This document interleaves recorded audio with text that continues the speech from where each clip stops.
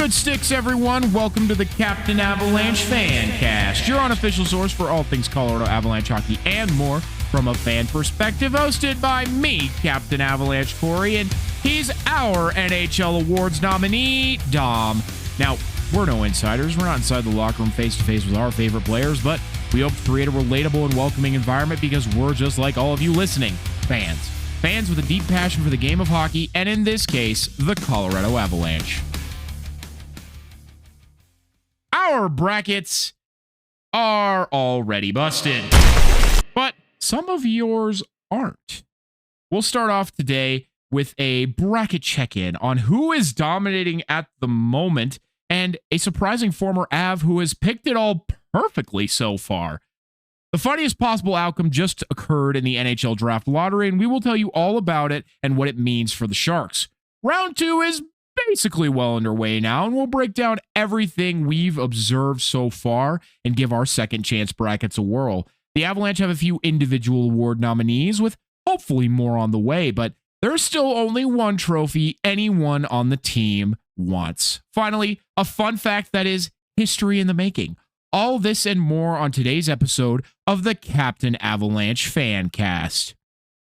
And hey, like we say every week, if you like what we're doing here, and you keep coming back, but you haven't hit the follow, subscribe, whatever that plus button is on whatever platform you're listening on, we really would appreciate if you did. It definitely means a lot to us. And what else means a lot to us is if you tell your friends about us. It is playoff season. We are having a lot of fun talking hockey. And it certainly is a lot more fun when the team that your podcast is about is, well, winning. We are grateful for the times that we are in indeed. And we're glad that you are all here with us. I wish I could have built a bigger audience in the year that the Avalanche are going absolutely sicko mode. But for those of you who are here, we really appreciate you every single day. So like I said, if you haven't already clicked that follow button, if you haven't clicked that share button, if you haven't told your friend, your grandma, your dog, whoever about us, we'd really appreciate it if you did. Now, Dom, I was just thinking about it before we get into our first topic here, because I think we'll have a little bit of time today. You know, I said you're our NHL award nominee, but I'm trying to think what NHL award would make the most sense for you to be nominated for? I was going to ask everyone, which first of all, I'd just like to double up on what you were saying. We love talking hockey. We would do this, just the two of us, because we're a bit obsessed, each of us, about hockey. It does dictate sometimes very often our emotions. But it's all the more fun being able to share our love of the game with you, and we hope it further inspires your love of the game. So, you know, if you have any award ideas, drop them in the comments if there is a comment section, or send them to us. Let us know, and you can make totally made up awards. I promise you will not hurt my feelings. So do your worst, make something funny. I can't wait to hear it. But Corey, what would you think of an award? Because I don't know. I feel like it's weird. I can't pick my own award if I'm getting one. I'm gonna give you an actual NHL award here. I think you would be the Lady Bing winner. I think you exemplify sportsmanship and gentlemanly conduct combined with a high standard of playing ability. I think you got it all. I think you're the Lady Bing winner, Dom. Ah, my friend, you're too kind. I'm here talking about how much I like hitting in the game. So I really appreciate that. I now feel like I need to think of an award for you, and I don't remember all of them on the spot because Dumbass I'm award. not always. No. Let me see. Let me think about this so I can make sure to get you an award as well. Think about what one would fit with you, because I could see you actually, Corey. What? I think with how much we have the wall of the woodshed and everything, right? What is it called? All the different nicknames. Oh, the lumberyard? The lumberyard. Thank you. I can't believe I was spacing lumberyard. You, my friend, are always just on point with the knowledge, ready to counter any time I'm here doubting the Avs even a little bit, defending your team, defending the net. And let's be real, my guy, you're just a big human being who I think would make quite a good goaltender if you gave it a shot. So I think you would be part of a Jennings or maybe even a Vezina. I think you have a Vezina in you if you wanted to. Well, that is quite the honor. Except the hilarious part is every Vesna nominee is already out of the playoffs.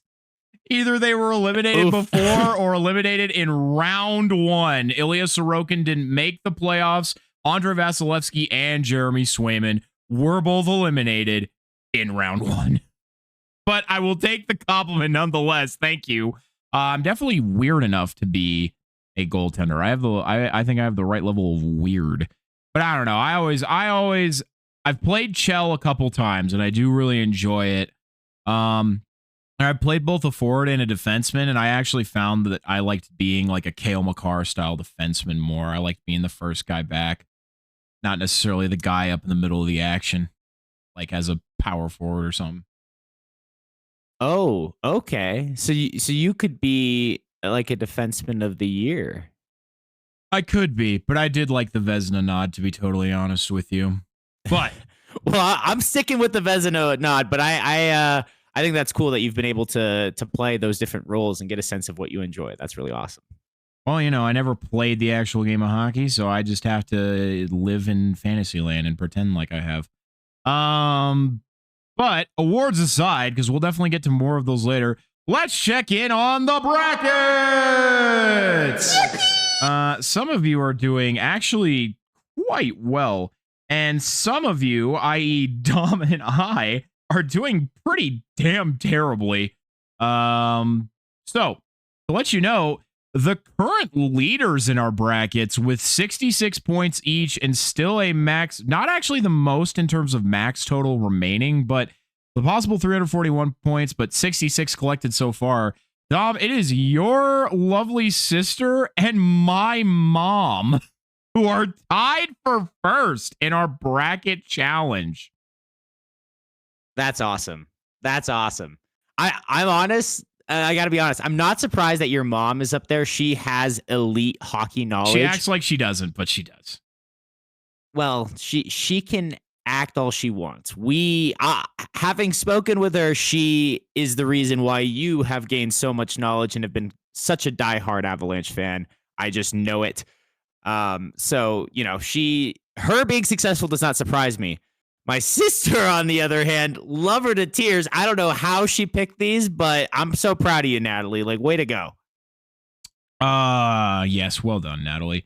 Technically in second place, although it lists you as 3 because there's 2 people ahead of you, is Avs fans 05045. You're still in it. They have got 59 points. Number 4 is Go Avs Go! Quadruple question mark with 56 points.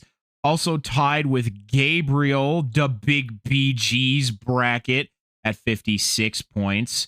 Right behind them is Avs Goated, who I know who that is. That's my bro, my homie. You suck. And then tied for 7th. And then tied for 7th with all 43 points is me and you, Dom. And then along with Coach Dylan and then Coach Dylan's partner, Kiki, at all the way at the bottom at number 10. But you know what, Kiki? You did something that almost nobody else in our bracket did. And that was pick the Philadelphia Flyers to win. So well done. She did not pick a single one. Exactly. She did not pick a single one correct in the West, though, other than the Avs. Oh, boy. You know what? Well, listen, I'm right there, too. I got the Wild wrong, got Vegas wrong, got Anaheim wrong. So no judgment in this dojo. Also, got to say, the Big BG, that's Brendan. So I don't know which of these is my brother. I think he's either Avs Goated or Go Avs Go ? I'm guessing. He is not Avs Goated. Avs Goated is my best friend. Well, then I guess that leaves Go Avs Go or just the 05045. Like if he just didn't figure out how to change his name, being that he's probably the youngest one in here and the most tech savvy, I would think he would rename his bracket. But I would who think knows? so as well. So sorry, Brendan. Didn't mean to do you dirty like that. Didn't Brendan win our bracket challenge last year? No, I think. You think who? It cut out right as you made your assumption. Oh no! Did you lose me? I did. Who did you think won last year? I believe it was James, actually, who won last year. You know what? I think you're right. I think it was James. So I don't think James is in here this year. So that sucks, James. You could have dominated us because, man, me and Dom are sucking ass right now. Although I got 50%. I got 2 right in the West and 2 right in the East. So you know what? I'll take that. But that did completely shred my bracket because, of course, I said my heart says Montreal, but my head says Tampa. Should have just gone with my heart, and I need to stop picking Tampa. They've disappointed me 4 years in a row. I need to stop doing it. Tell me to stop doing it next year, everybody. So I did my second chance bracket, and I'm sure it's going to do even worse, to be totally honest with you. Let me go to it right now just to read to you what I've picked out as my choices. Obviously, I still think the Avalanche are going all the way to the Cup. No matter what, I'm still confident in that choice. You know, I have given Anaheim the benefit of the doubt, and I'm going to say that they're still going to win this series. After watching the first part of the game that's going on right now as we record this, I am less confident in that pick, but you know, really my approach to this one was, who do I want to win? And that's just really what I went with. Fuck analytics, fuck everything else. This is what I think. So, yeah, I've abandoned all reason and I'm just going with what my heart wants. And my heart said that it wants Montreal to beat Buffalo, although Buffalo had a great game today. I can say that I'd want Philadelphia to win all I want. I know for a fact that's not going to happen. But I did pick Avalanche and Montreal in the final. Why? Because I think that would be fun. So that's my second chance bracket. And then yeah, from my side, yeah, the Avs are going to win that. For my second chance bracket, while my first round was pretty bad, and obviously, like you, the Mammoth, really busted my bracket. Our conference finals got fucked. Oh my God. Well, actually, my Eastern Conference final was fine. The fact that Montreal won in 7, that was the only series that I picked the games exactly correctly. Well done. But on that half, I did have Buffalo versus Montreal, so I kept a good 3/4 of my second chance bracket the same. Obviously, still having the Avs all the way to win the Cup over Carolina. I both have them doing a gentleman's sweep here in the second round because, like you said, Corey, I try to be a gentleman, so I'm giving them the benefit of the doubt. That I think Philly can win one, and I think Philly can win Minnesota too. But I don't think either of them are going to win more than one after watching the dominance of Colorado and Carolina in these first couple of games. I have Buffalo over Montreal in 6. I think my favorite part about the second chance bracket is getting to pick the number of games for that second round series. That is fun. Like I said, that was a series I felt like I saw coming, and I don't know if we're going to talk about it since it was today, but the way that game went also is it kind of in alignment with my expectations, so I'm feeling good about that quadrant there.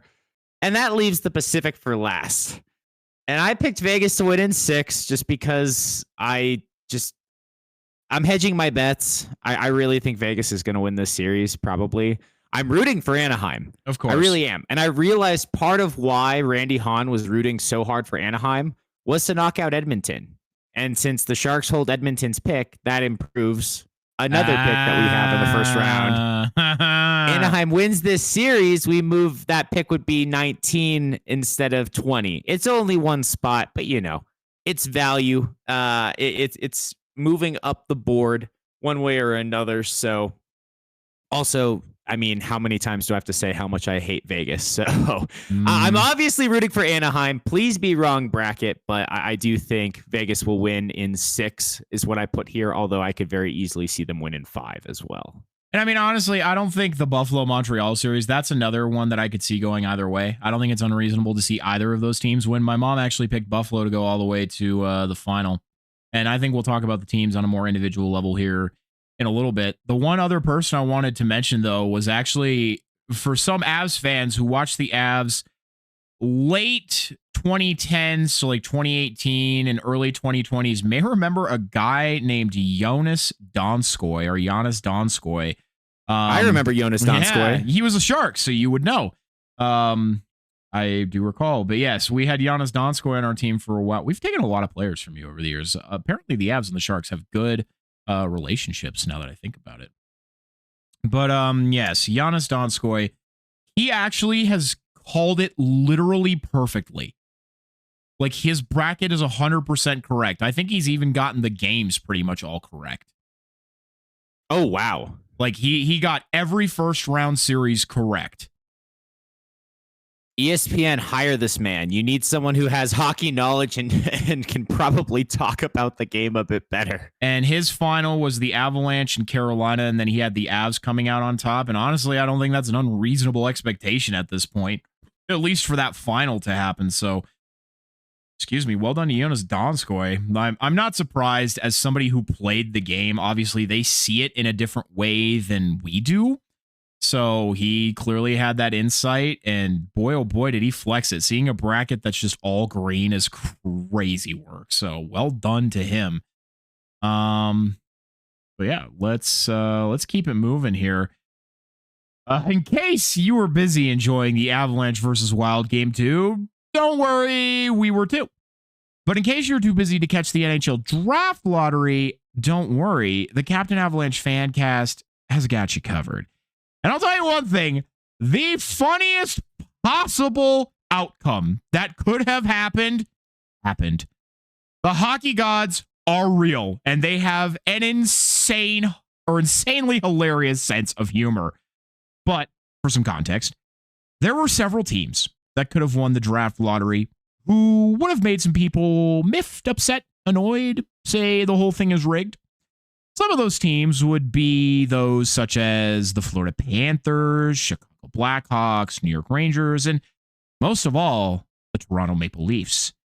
Going into this draft, the Vancouver Canucks had the best draft odds at 18.5% after finishing last in the league. That number catapulted to over 25% after the first three numbers were revealed. For those who don't know, we won't explain it all right now, but the NHL draft essentially runs like the Powerball. The Toronto Maple Leafs had only an 8.5% chance of winning the draft. Not only that, but if Toronto landed a pick anywhere below top 5, that pick would be given to the Boston Bruins thanks to a trade I think they very much regret. But Brad Treliving, former Toronto general manager, only sent the pick over with top 5 protection, meaning that the draft pick needs to be in the top 5 of the draft for Toronto to maintain it this year. But Vancouver needed this pick, as did a team like Calgary, both rebuilding franchises with no real star players on the roster yet. They needed that franchise-altering player to get them started, especially Vancouver, who just traded Quinn Hughes and watched him win a gold medal and lead the Wild to their first second-round playoff berth in over a decade. But wouldn't you know it, from the top rope, out of nowhere, Toronto wins the draft lottery. Toronto has been in this position twice, missing the playoffs in the last decade with the chance to win the draft lottery, and has won both times. The even more, I'm sure no one will think it's rigged whatsoever.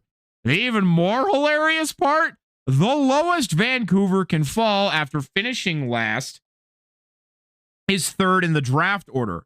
But their odds would increase to get second in the draft, which is also a drawing. Well, the Sharks, from out of nowhere, hurtled many teams to take the second overall pick again, thus shunting Vancouver to third overall. Here's the truly remarkable, or perhaps tragic aspect of this whole thing from the Vancouver side. They have never won a draft lottery in their entire history of the organization. According to Big Head Hockey, of the last 10 drafts, the Vancouver Canucks had a 98.57% chance that they would have won at least one time. They haven't. But that's not the end of our story here. Oh no, because we have the Sharks as our backup team, and we all love Macklin Celebrini. And we must know from our resident Sharks expert, Dom, the Sharks and general manager Mike Greer, GMMG, once again have the chance to add an to an already stacked pool of young talent. So who will they want to add, or who will they add or want to add? What will they do, Dom? Well, first of all, I think all NHL superstition is right. All of us who have superstitions, or at least a little bit stitious, we all knew Vancouver was going to end up picking third. We just knew. Even THG knew. It's just a matter of who was going to jump ahead of them. Now, I love the fact in one way that Toronto jumped up to 1 because it's not what anybody wants, but it's so funny. It's a funny saga of you hire a GM who was banned from the league temporarily, then you have the not GM on the screen for the draft and present, if you will, on Zoom. You have Austin Matthews asking for an out, and then this happens, and you're basically going to get Gavin McKenna. I don't know how, like, other Leafs fans are just like, we're saved. We were about to be doomed to be in the dumps for the next 10 years, and we've actually been saved. Wonder what that means for Matthews wanting to stay or not, with the odds that he'll have McKenna on his wing. But yeah, the Vancouver Canucks, they just aren't allowed to have nice things. And that's, it sucks for them. It really does. I feel for them. I do feel kind of bad. But also, I feel elated. How about a 4th straight year with a top 5 pick in the draft? Just to remind everyone, in case you have forgotten, going back to 2023, Will Smith, number 4 overall. Then we got MacLeod with the 1st overall pick in 24. Then Misa, 2nd overall last year. And we get to go 2nd again. Or Mike Greer could end up trading it, maybe moving down a few spots. There's so many options here. So, Corey, let's dive into some of it here. And please stop me anytime if you'd like to jump in and offer some thoughts, because I've got a series of different ideas of how this could go. Well, then I am excited to hear it, because I just know that this upcoming draft class and even the one after that are going to be stacked. But obviously, you're not going to be able to make an impact in next year's draft class because, well, you'll be in the playoffs. So this year counts for a lot. And obviously, you got a few really great picks that you can now flex in, I think, a couple different ways, trading them perhaps, or just straight up using them. I know GM Mike Greer is going to make the right choices. Yes, certainly. GMMG, one person I do trust to handle this situation perfectly. He caught a lot of flack early on for his moves and moving on from the old roster, and it put the team in the dumps for a bit. I know the fan base missed players like Hurdle and Timo Meier when they were gone, but we're on to bigger and better things now, and the future is so teal, and it's not even really the future anymore. Like, I guess it is because we're not in next season yet, but it's going to be the present is teal starting next year.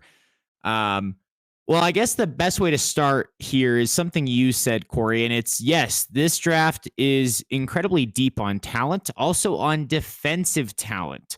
And as I've said many a time, as we all know, the Sharks need more defensive help. They need defensemen. They still allow like top 5, or I should say bottom 5, worst in the league amount of goals per year. And that's not a recipe for success. That's not how you go on a playoff run. So, yes, goaltending is partially to blame for that, but Askarov is still young and he's going to get better. He's going to learn from this season and all the games he had. So you really have to work on the defense in front of him. However, rewinding a bit before I go too far into the Sharks' needs, like I was saying about the depth of this draft, McKenna is still most likely to go number 1, but it is actually, in my mind, not as clear-cut or certain as any of the past 3 years when we had Bedard, Celebrini, and Schaefer as the slam dunk number 1 overalls, zero doubt. And I think going into the season, and I know I talked about it previously, I think McKenna is still widely expected and very likely to go number 1 overall, but it's not the same degree of certainty that we've had previously, Corey, if that makes sense. Yeah. And I mean, by all means, I feel like McKenna's the right choice for Toronto. Just hearing some other opinions from some other sources that I really like to follow, and forming my own here. I just think, he's a decent replacement for Marner. He's not as defensively minded as Marner is. Obviously, Marner's been nominated for the Selke Trophy a few times in his career. But I mean, Austin Matthews is in desperate need of that dynamic winger that he can help set up or can set up him with that elite playmaking. He's just missing that now with the absence of Mitch Marner. So I think a young talent like Gavin McKenna is kind of the perfect foil, or the perfect complement, rather, sorry, for Austin Matthews. And I would agree. I think Gavin McKenna has the most upside on offense. He has the highest ceiling of talent, most dynamic, I think is the way to say it. But so I think you're right with Toronto in particular. With Marner moving on, there was the talk of, well, you have Matthew Nyes. Can he take that next step up? But then who is your next Matthew Nyes? Who fills that role? That was never addressed when they traded Marner. So now, if you get Gavin McKenna, you have your Marner replacement, and Matthew Nyes can be Matthew Nyes. He can do his thing and not have as much pressure. In theory, it's Toronto, so they all have way too much pressure. But now you have that balance, a little bit more depth, and you're not stuck with not enough weapons. So I do think, he's a Canadian kid. It's Toronto. The fans want him. Like, they will riot more than they already do if they don't get Gavin McKenna. But the number 2 prospect arguably has been talked about as a potential number 1 overall in his own right. Ivar Stenberg from Sweden. He has had quite the season playing in the SHL against grown men to shoot up the draft rankings. He has a bit more flexibility to play on either wing, even though I believe he's also a natural lefty. And he also, at the same height, he is 11 pounds heavier. He is more NHL ready with his size, his physical ability. And so for a team that is closer in their rebuild, let's say a Chicago, well, obviously a San Jose, right? We're right there. We're going to be in the playoffs next year. You all watch and see. He's more of the prospect you want. You don't have to wait for him to build up to his potential. Maybe have a year where he's not going to quite have a MacLeod year, but maybe like the Will Smith trajectory, I think, is kind of what I see for Gavin McKenna potentially. I think Stenberg could be more of an impact player sooner, and that has value. He has a more well-rounded blend of hockey sense, speed, obviously the physicality of just being a bit bigger and more ready to take on the punishment of the NHL, and having also, again, played against grown men already. So he's exposed himself, he's experienced against that type of punishment and that physicality. So, second overall, if the Sharks stay here, I would be really happy with this. I know there's some defensemen, especially right-handed defensemen, that are right behind that I'll get into here momentarily. But we have all of these core offensive pieces. There's these prospects that have spent a lot of time in the AHL or have started to do stuff in the AHL, but are a little bit less of a sure thing, I feel like, than Stenberg. You get that last piece, that winger who does look like a top line winger. Imagine a line with MacLeod, Stenberg, and Will Smith. Or if you want to switch, put Chernyshov in, and then Stenberg's on a line with Misa and Eklund. That feels like a great top 6 for the next 10 years, like locked in, figured out. And then you still have Sherwood to give you that third line depth. You have Wenberg, you have Toffoli. That could be your third line right there. It all comes together, and it feels really good with Stenberg in there as far as your offense is concerned. Like, he could be the last piece on offense that makes this team elite for the long term and not just reliant on MacLeod Celebrini. Yes, and I mean, what I like about Stenberg in particular, listening to other people talk about him, is he isn't flashy by any stretch of the imagination, but he's positionally sound. He's the first one getting back on the back check. He has that great two-way game. And to me, thinking about it just on the spot, he reminds me of like a Sasha Barkov.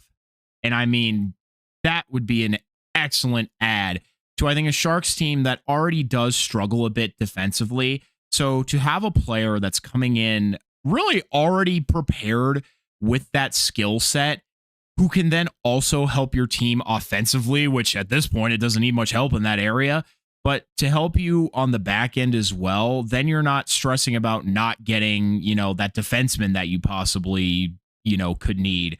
Even though you have several in the pipeline, you feel more comfortable going with somebody like Stenberg because he's somebody who can skate backwards just as well as he can skate forwards. Yeah, and that's a really good point. He's going to be a great two-way player, and that would be if he's on Macklin's line, that could cover up maybe some of the deficiencies of where Will Smith's defensive game still needs work. We all know Macklin is already a great defensive forward in his youth. Or maybe he could be that again on a second line while Misa's developing, just have that extra support there. The one question I've heard from some just Sharks fan, like some podcasters, right, or just from out there in the media outlets is, if you do take Stenberg at 2, does that mean if there is a bit of a logjam, is this a situation where maybe there's a package of Eklund plus currently the 20th overall pick from Edmonton, or plus something else to then go and get an NHL ready defenseman? With all of the offensive talent the Sharks have accumulated, if you do like some of those other prospects, I like Eklund. I like what I saw near the end of the year, especially when he was playing with Kiefer Sherwood a bit more. He upped his physicality, and he was a bit snake bitten, but we know he has goal scoring ability. And imagine the two Swedes on the same line together. If he and Stenberg were playing on the same line, I think that would be awesome. But I do think the question has to start being asked, if you want Stenberg and you need to go get a quality NHL defenseman, go for a Simone Nemec, who seems like he wants out or might not be with New Jersey for the long term, or if you want to go after one of Buffalo's many young defensemen, so you have a core defensive piece for the long term to build around. Do you want to draft that, wait for it to develop, or do you want to go out and get it now? And I think that's part of the question here, or why I like Stenberg, is you have a bit of flexibility. If you're drafting a defenseman that first year, we've seen it with Sam Dickinson, there's still going to be a learning curve, even for the best defenseman in the draft. There is no Matthew Schaefer who's an arm and a leg ahead of everyone else in this draft class, it doesn't seem. But there's also a larger number of defensemen, so if you also hold on to pick 20, you take Stenberg, and then maybe you can still get a defenseman who's like a top 10 D-man at pick 20. So, Corey, any thoughts on that? Yeah, I think, the idea of trading Eklund specifically is a little silly to me, especially with the fact that you guys just signed him to an extension, if I'm not mistaken, correct? Yeah, he's on a multi-year bridge deal, so he's not being overpaid, I think is part of why some might see him as a more tradable asset to get a better defensive return than some of the prospects if we are building. I understand, but I also think the Sharks do still have time. Yes, there is an expectation that they will do better next year, but there's also going to be some teams falling in the Pacific Division. I don't necessarily see teams getting better in that division immediately. For example, Vancouver and Calgary, they're not getting better immediately. Seattle, I don't see getting better immediately and, threatening for that playoff spot. The Kings, I doubt they're going to make the playoffs next year. The Oilers are falling out of favor right now unless they do something drastic. The only teams who I can see really being a shoo-in for the playoffs for the Pacific next year are the Ducks and Vegas. And I mean, Vegas just does have that, unfortunately, perennial, playoff team. But I think the Ducks are well on their way up, and I think the Sharks are as well. So I think there's a lot more opportunity for you guys to nab those playoff spots. but you're also, not in a rush to try and acquire those assets. I think you do still have the luxury of time to, let some of these prospects develop. And then if you realize, okay, they're not quite going in the direction that we want, then you can make those trades. But I just don't think it's worth giving up somebody like Eklund right now for. I think maybe you could still trade the pick and maybe another prospect for somebody, but I don't think it's necessary to trade Eklund personally. Well, I'm really happy you said that, Corey, because that's exactly where I wanted this to go. So again, really happy you said that. That's awesome, because Mike Greer, in one of his interviews, I want to say it was with Brody Brazil at the end of the season, was keen to say not rushing the rebuild. Yes, we're coming out of the rebuild, right? But you also don't want to just burn assets and go buying too quickly and dive all in too early before you're ready and hamstring yourself and take away.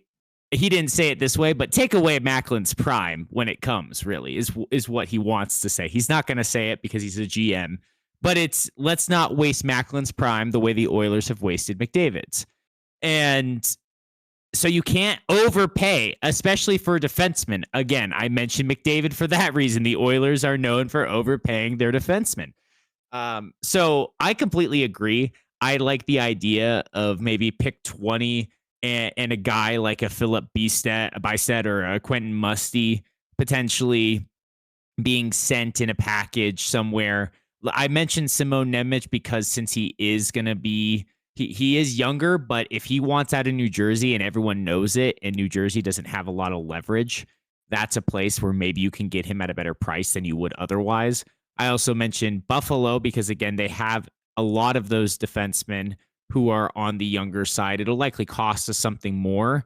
They'll also probably want more NHL-ready players. So that's an area where, hate to say it, but in a trade, you might see a guy like Toffoli on the move once this team brings in more veterans on the blue line and the young core, just to let as much of the young core fill out the offense as you can. Somebody's going to go. Somebody in the top 9 is going to go. Maybe it's Wenberg. I don't want either of them to go, but this is the reality of trying to build a playoff team, right? Some things got to change, especially if you want to get more of these young prospects into play. And the teams with the players we want don't all necessarily want prospects. They also want NHL-ready players. So it'll be interesting to see how that plays out. But as far as the other option, because we've spent a bit of time here on drafting Stenberg and going with winger at number 2, how about defense? And Corey, what if the Sharks were to trade with Chicago, who's sitting at number 4 right now? Trade back 2 spots, pick up an extra second rounder, and maybe one of their defensemen, since they have a lot of defensemen available, or like, make a deal with Chicago. They get to move up, pick up a winger like Stenberg, which they need. They need one more young, physical, offensive piece for all the reasons you complimented Stenberg's game. Chicago needs that too, and where they're at in the rebuild, he would be ready to help them now because they should be coming out of their rebuild, right? They've spent some time in it. They should be on the up potentially. They just play in a really tough gauntlet of a division. So I've seen that concept too of, if the Sharks want to go defenseman, what if they trade back just a couple spots and still get maybe not first choice of defenseman, but at least one of the 3 of Chase Reed, Carson Carrells, and Keaton Verhoef will be there. So depending on pick your poison, what's your favorite, you can still go D-man. Now, Chase Reed is the top ranked of these. He's a right-handed D-man, which, what have I been saying for years? The Sharks need. Dickinson, lefty. Cagnoni, lefty. Mook Madulin, lefty. And Mook Madulin's not a top one, but still lefty. Who else do the Sharks have? Don't forget, they have Salim Wallenius, lefty. He played well at juniors. And Haochi Wong, or Simon Wong, who from China, right? He's the lefty, who we just drafted last year. So we got so many left-handed defensemen. Yeah, we'll probably have Polkamp on the right-hand side. We still have Matthias Havelid in the pool, but Chase Reed is the top rated defenseman in this draft class. He's the best all-around two-way blending offensive and defensive ability.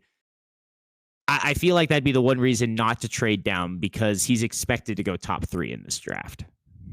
Listen, we all know that you're going to end up trading for McDavid so he can come and play with Celebrini, because the Oilers are a sham and he wants to win. So that's all I have left to say on the matter.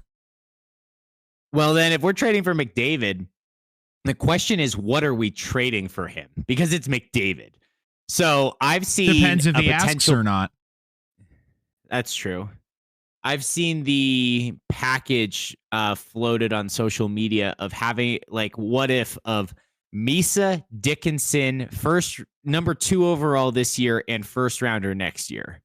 And I don't want to do that. Honestly, like, yes, McDavid is McDavid, but he's in his 30s. I'd rather have those young pieces. Dickinson is the best hope at defense we have right now. Misa's going to be our second line center. No, so I don't know, McDavid Corey. is What your would you think second of that line trade? center at that point. Well, sure. But again, it's thinking about term, thinking about how the money works, right? If you're paying Davo and Macklin. So I like the idea of getting McDavid.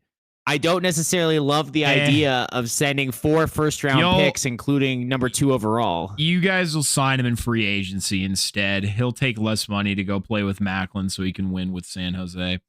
That's what'll happen instead. Because I agree, I don't think it's worth the trade. Awesome. Well, then we're on the same page. I love that idea. Would love to sign him as a free agent. That sounds like a perfect world. Really quickly, just finishing out on these defensive prospects. The other ones I mentioned, Carson Carrells, he's 6'2". So again, not lacking in size on the defensive. All these top prospects are either 6'2" or 6'4" that I mentioned. Has been compared to Charlie McAvoy. Ooh, and one of your favorites right there. I've sang his praises. I loved watching him at Four Nations. I thought he was phenomenal in the Olympics as well. He is definitely a personal favorite, the way he plays the game. The only problem with Carrells, he's a left-handed defenseman, which we have so many of. So then that leaves Keaton Verhoef, and he's slid down the ranks some, but he's the big one. He's the 6'4", 212-pounder. He's got like 25 pounds on either of the other two guys. So he's going to be an imposing presence, a big defenseman who can be physical, again, right-handed, but again, slid down a bit. Maybe his skating and offensive ability are a little lacking. And when our defense is weak, I don't know if I want a defenseman who doesn't skate well and could be exposed on a 2-on-1 type of situation. Good news is they're all 18. They got time to develop. And he's at North Dakota, which from my research has a reputation of being really good at developing defensemen. So there is that potential there. But if it's me, and I think most, if not all, Sharks fans would agree with me, I either want us to commit and go Stenberg and then figure out defense and get pros that are already here and get more veterans on defense anyway, because I think we need that regardless. Or go Chase Reed at number 2 and then maybe get a second defensive prospect at 20 if there's a good one available, if you're going best player available on your board. And now, if in some weird way McKenna does not go 1 overall to Toronto, don't overthink it. Just take McKenna. Just do it. Put McKenna on Celebrini's wing and watch the league just collapse at your feet. So thank you, Corey, for facilitating this time. I know I've been in a little ramble mode because there's so many possibilities. It's so exciting. It's thrilling. The only thing I have to say is to wrap this up, lucky number 7. 7 is the ping pong ball that comes up that gives the Sharks officially the second round pick to move up 7 spots from where they would have been originally drafting at the start of the night at number 9. And John Buccigross, like, if you want to celebrate Mike Greer, if you're going to say Mike Greer has done it again, say it when he actually does something, because he does a lot of things. He's done a lot of things incredibly well. He didn't do shit to make the ping pong balls pop up that little tube and get blown by the air to give us the pick. So if you're going to give him credit, give the man credit for all the good things he's done, not for the luck of the ping pong balls, please. Yeah. it was an odd statement. But we will definitely be bringing you more draft news and information as we actually get closer to the draft, which will be held in Buffalo this year. Actual dates I am unsure of off the top of my head, but obviously right now we're in playoff mode. So we'll come back to the draft when it is a bit more relevant to what we're doing. And we'll, of course, analyze all the picks and prospects that both of our teams pick up. The Avalanche do still have some picks in this draft, just very, very, very, very late. So nothing major coming from the Avs side. More important are the college prospects such as TJ Hughes, who they expect to make the team next year. But we'll talk about more about him at another point. Like I said, we're in playoff mode, so let's talk about some round 2 action. Oh my God. You know, all right. Guys, I found the soundboard in Discord today and I'm having too much fun. So if this episode sounds different, it's my fault. Also, as just to make up for that action I just did there, really quickly, before we actually move on from the draft, it's June 26th and 27th. So now you know. Dom said, I'll use the soundboard sparingly. Yeah, okay. Anyway, Dom, we're going to start right away with your Colorado Avalanche versus the Minnesota Wild. And you had a particular way that you wanted to describe game 1. What was that way again?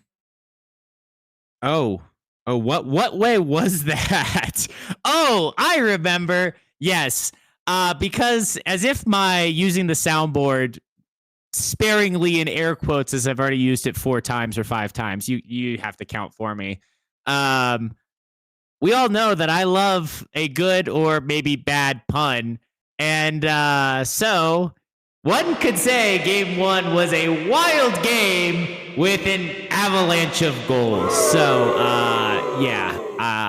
my dad loved it. So I had to say it here because if it passes with the actual dad, then it's got to be qualified as a decent dad joke. Uh-huh. If you thought the marketing of the Battle of Makar versus Hughes was overhyped, you were wrong. It over-delivered. If you thought you had any idea what was coming in game 1, no, you didn't. The Avs scored 9 goals. That is the most in playoff franchise history, beating the previous marker of 8 against the Edmonton Oilers in 2022, which I heavily compared this game to. They had goals from 4 different defensemen, with 5 of them in total coming from defensemen. That is a first in franchise history. The game in totality was the first game since 1993 with 14 different goal scorers. In case you somehow missed it, the Colorado Avalanche and Minnesota Wild played a game that resulted in 15 total goals, and the Avalanche winning 9-6. The game, or a game, where the Avalanche led by 3 goals, only to have the game end up tied at 4-4, and then give up the lead 5-4, only to tie it themselves less than 2 minutes later 5-5, and then win the game by at least 3 goals. This is, shockingly, the only time this has happened in NHL history. Both Jesper Wallstedt and Scott Wedgwood, who were lights out in their first round series for their teams, were left out to dry. Defense was optional. No one was in the nets. Everything that could have gone in did. Every shot looked dangerous. Scott Wedgwood only let in 5 goals total across 4 games against the Kings. 6 got past him in this game. Jesper Wallstedt's worst game of his entire career was his debut when he let in 7 in one game. In game 1, he let in 8. If you were a neutral observer, you loved every second of this game and all the chaos that came with it. If you're a fan of either team, you sat there with your mouth agape and hoped that never happened again. It was frustrating to see an Avalanche defense who absolutely shut the Kings down in every conceivable way surrender so much at their net. Yes, Minnesota is much more offensively dynamic than the Kings, not to mention their D are actually active in the play, and on the offensive side, unlike the Kings' defense, they have game breakers in Kirill Kaprizov, Quinn Hughes, Matt Boldy, and Brock Faber, just to name a few. You expect more offense, more scoring than you did against the Kings, but not to this level. You just sat there rolling your eyes each time Minnesota got one in or Quinn Hughes danced around one of the Avs players. But all that being said, I was never worried that the Avs weren't going to win, even when we momentarily lost the league to a shorthanded goal, no less, because we had already beaten Wallstead 4 times. I was confident at that point, I was confident at that point we could beat him as many times as it took to win the game. And all due respect to the Avs, they did shut it down in the third period and limited Minnie to just one freaky fucking goal while they got 4 of their own, including an empty netter to close out this absolute chaos. It was so chaotic that a game was played per period. What I mean by that is 5 goals were scored every period. You're lucky if you see that many in a game. By my count, the Avalanche had 13 different point getters in this game. Devon Taves had 4 fucking points. Cale Makar, Nathan MacKinnon, and Marty Natchez each had 3. Arturi Lehkonen and Sam Malinsky had 2. That's 6 Avs players with multi-point games. Sam Malinsky and Nick Blankenburg each had their first playoff goal. Honestly, the 2 craziest things to me is that none of the goals were called back from either side, and the Avs actually scored on the power play. But in game 1, I originally gave the winner of the star defenseman battle to Quinn Hughes, who took over in the first half and even scored the tying goal to make it 4-4. To be totally honest, I have never had the chance to watch him as closely as I have now, and I'm genuinely blown away. Regardless of who he is off the ice, the skill of the player on the ice is incredibly impressive. He truly has an unreplicatable skating skill and his ability to make space in his passing is otherworldly. The way he can shake off some of the best defensive players in the league to then set up an impossible goal is jaw-dropping. He led the league in stretch passes for a reason and has massively elevated an already lethal Wild rush offense. That all being said, once Cale Makar came back, essentially in the second period, after a scary hit from the younger Foligno brother, he said it was his turn.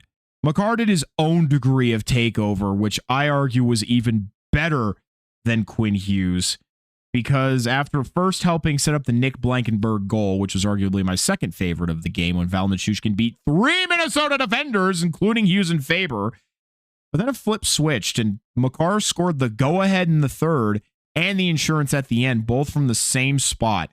When you give him any time and space, he'll pick his spot and he won't miss. Inhale.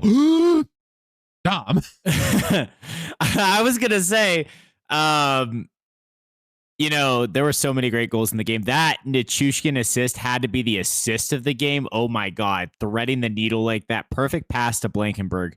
And no matter which one was the goal of the game, Blankenburg had the celly of the game where he just jumped up face first into the boards. I thought that was so cool. He's like 5'9". That was a lot of air for him. But man, yeah, Hughes is the real article. He just plays an unreal amount of minutes and somehow is the stretch pass master all the time.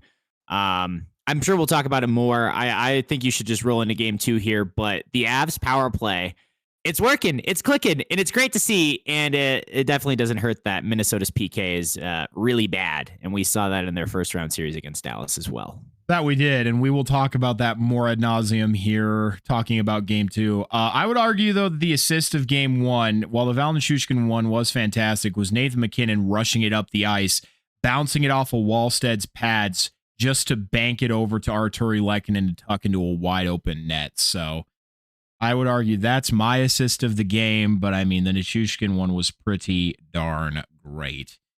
But since you told me to, I will roll right into game 2. And that's the fact that in game 2, Nathan MacKinnon truly came alive. Game 4 against the Kings and game 1 against the Wilds were the precursors, the buildup. He took over. Plain and simple. And the Wild couldn't stop him. Marty Natchez, much to his haters' dismay, has his fingerprints all over this series already and is over a point per game in these playoffs. He's already taken the next step the Avs needed him to after last year. Oh, God, sorry. I was excited that the Ducks just scored. Took my focus away. He's already taken the next step that the Avs needed him to after last year. Gabriel Landeskog has been unreal for the Avalanche. He has 3 goals and 7 points in these playoffs. The captain has major impact and meaning to this team. He is the heartbeat, and he makes every line he is on better. The Wild put in Gustafsson to give Jesper Wallstedt a reset after the previous game so as to not risk shaking his confidence further, which I think was the right move to make. Regardless, it didn't work. The Avs scored on their first 2 shots of the game, including Marty Natchez's first goal of the playoffs. It felt great taking the lead so early in the game until Kirill Kaprizov tied it literally 6 seconds later. But instead of giving you a play-by-play, I want to go back to talking about Nathan MacKinnon. He truly does look like a man, or looked like a man on a mission in this game, and that description does not do him ample justice. The way the first goal happened was all him simply bowling his way up the ice and keeping the puck on his stick. Even when it looked like he was going to lose it, he got it right back and then set up Natchez on the goal. He skated with maximum intensity for 3 straight periods. I have watched him for many years, and this may be one of his best games by far. Not only did he score on the power play for a total of 3 points on the night, but he was sending motherfuckers to the shadow realm. Nathan MacKinnon saw the stuffed animal from the Olympics in Hughes and Boley, and he ran them down. Hughes is incredibly elusive, as we already discussed, but tonight the Avalanche figured out how to make life incredibly hard on the guy who plays close to, if not exceeds, 30 minutes a night, and that's to crush him. Obviously, and Wild fans may not believe me, but I truly do not wish for injury. I was genuinely worried about Hughes when Artturi Lehkonen hit him along the boards, and then when his team came for retribution, they accidentally buried the guy. Then, when MacKinnon sent Boley flying and he was down, I was relieved to see him get up and hope he is okay for the next game. But the Avalanche set a precedent that they were not going to take it easy on the Wild physically, and respectfully, I don't think the Wild have done the same to the Avs either. You look at any fan base, and I'm certainly not an individual exception, and they'll point out all the dirty, questionable, and uncalled plays, hits, and things that happened against their team in any given game, but conveniently omit any committed by their own franchise. And as I said, I am guilty of this all the same. And you are free to complain about this all day and night. Rightly so. I don't think it is ever invalid. But in hockey, especially in the playoffs, it goes both ways. Remember that. Speaking more on the Wild, I was impressed with their play in Game 2. They had a lot of shot volume and more offensive zone time than I was certainly comfortable with. They are also incredibly quick on their turnarounds. They would get it out of their zone quickly and immediately be in the Avs zone. Even if the Avs denied entry in the neutral zone, the Wild found a way to get the puck back into the zone anyway. They used their speed and especially skating to get around the Avalanche and took intelligent routes to get extended pressure. However, this game featured the Avs defense that I expected. Yes, the Wild outshot the Avs, but how many of those were actually quality or high danger chances? And those that were met by Scott Wedgwood, who had an absolutely excellent bounce back game in this one. Going to Minnesota is going to be difficult because after getting bruised all game, the Wild gets some much needed rest, but then so do the Avs, which hopefully will signal the return of Josh Manson, who would just add another invaluable layer to this already heavy team. Some other final stats I would like to give before we move on, this obviously being our biggest section. MacKinnon has had 3 points in each of his last 3 games. He has 9 points in 3 games, which means he has also passed another Joe Sakic stat for most multi-point playoff games at 21. With Nick Waugh's goal in Game 2 to go up 3-1, the Avs have 11 different goal scorers in 81 minutes of this series. And with Val Nichushkin's empty net goal, set a new NHL record for most goal scorers through the first 2 games of a series at 12 unique scorers. Depth.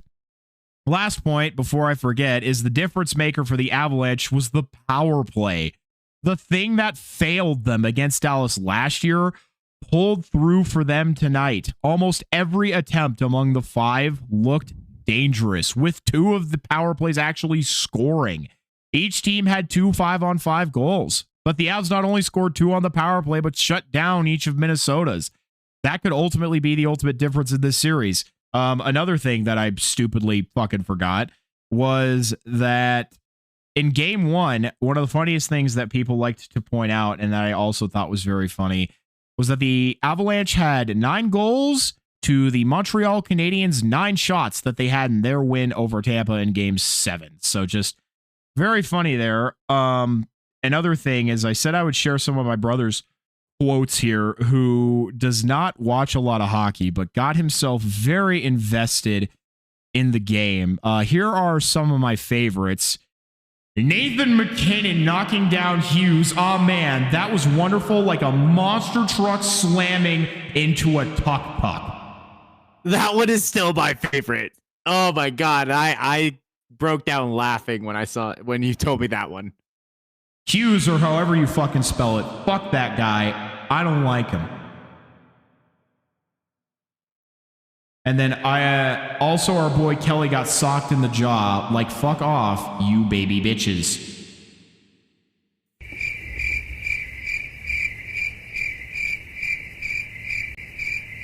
Hello, Dom? Hello? I thought you had more. No, I'm done. Okay. I wasn't sure when the list would stop, but man, this game was a lot of fun. It was so much fun to watch. We were there, by the way, in game 2. We were there. Oh, yeah. Yeah, so the first game had all the goals. It was just crazy, jaw drop, just trying to keep up watching it on the TV, right? The second game was far less stressful, I felt, than game 1. Obviously, it was a lot more fun being there for us. The first goal, you didn't want to do the play-by-play. I do, because it was just Mac and Marty going back and forth, like giving and going all the way up the ice. Just the 2 of them. All the bullshit, all the haters out there. If game 1 wasn't enough, here comes game 2, where you didn't think the Avs scored enough goals in their first series against the Kings. How about now? Do you feel better now? Have they scored enough for you? Wow. So much happening.